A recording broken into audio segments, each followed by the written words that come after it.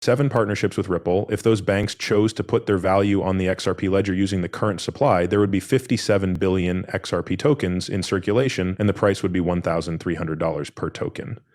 That's why I want to list these banks. Also keep in mind that these are only 7 pairings. This isn't about the hundreds of other things that Ripple has out there. But let's get right to it. So you guys will already know a lot about these relationships, but reading this might help you understand what gets me excited when I look at it, okay? Let's look at Bank of America first. The bank has about $2.5 trillion in assets and $7.8 trillion in cash that they handle.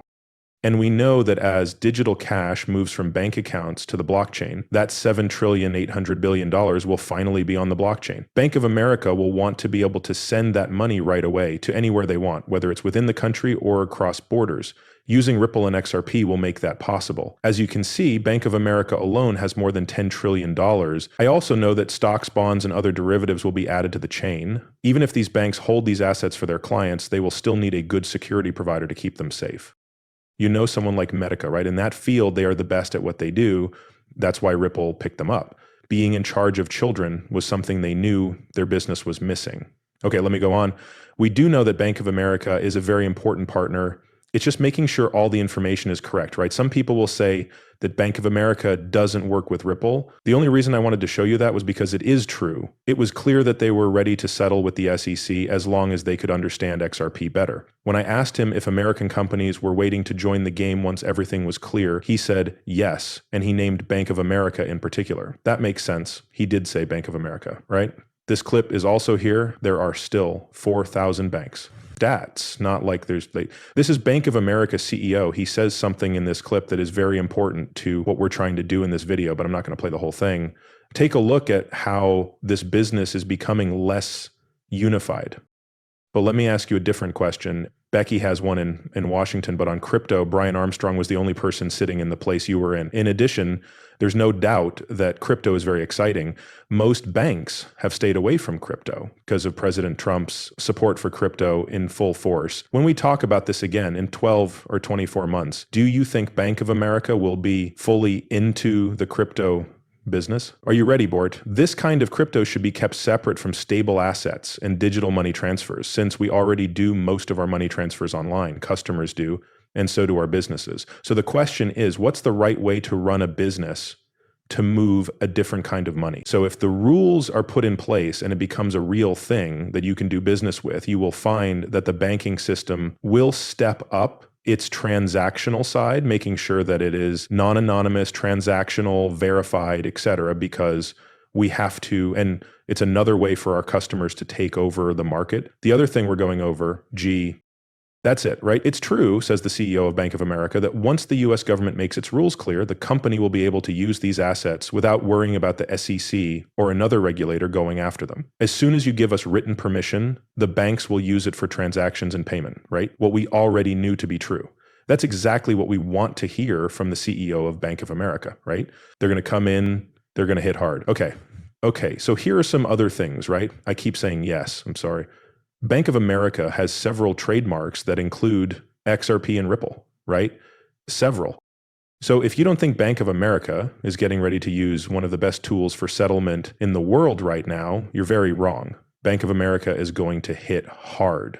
You have Wells Fargo too. Wells Fargo is in charge of $1.7 trillion. It also talks a little about how Wells Fargo made, say, $19 billion.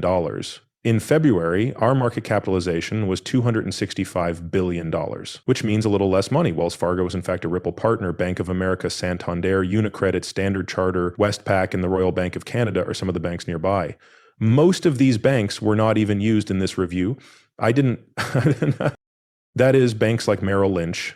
I should have used Merrill Lynch too, since it's a Bank of America company. You know about Santander, Unicredit, Standard Chartered, Westpac, Royal Bank, and Conda. Right? All of those interested. This is the next thing I want to show you. We got Swift. It's on Swift sites and is about Wells Fargo. Ripple is being looked at by Wells Fargo in the area, right? You have this too. Wells Fargo and other well-known banks should let both cash and crypto exit at the same time. Here's a little more that ties those things together. I'm not going to say too much about it, but I think you get it. Wells Fargo and Bank of America are getting ready There's also a clip here. This is from not long ago.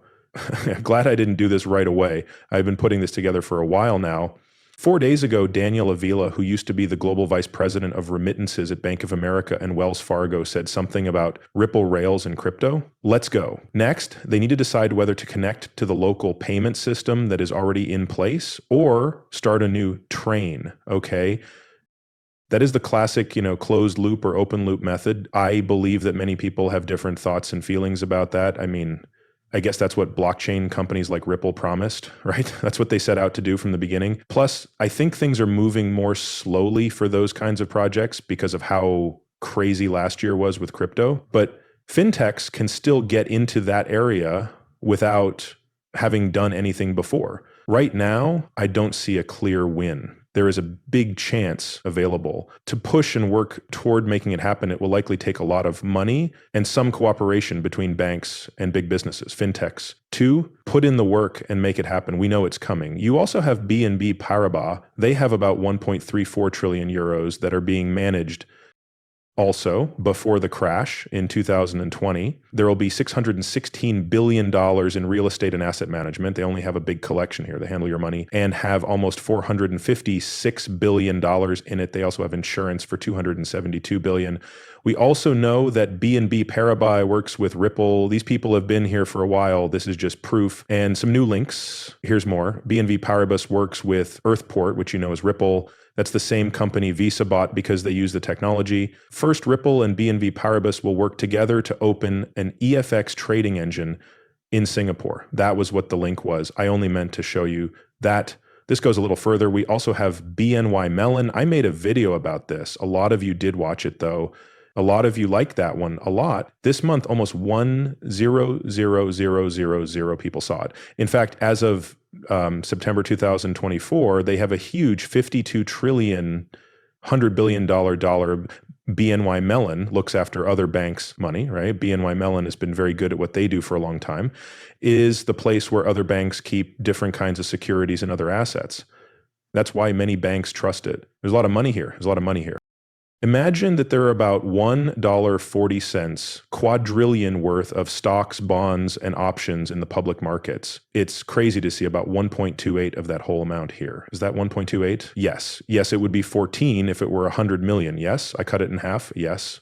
Okay, let's keep going. Guys, please hit like on the video if you haven't already. Some of this takes a lot of time from me. I need to think about it. I need to start looking into it now. It takes time, so please click like if you find it useful. You're really helpful. Okay, here's where the link to BNY Mellon gets stronger. It's now the time of tokenized goods.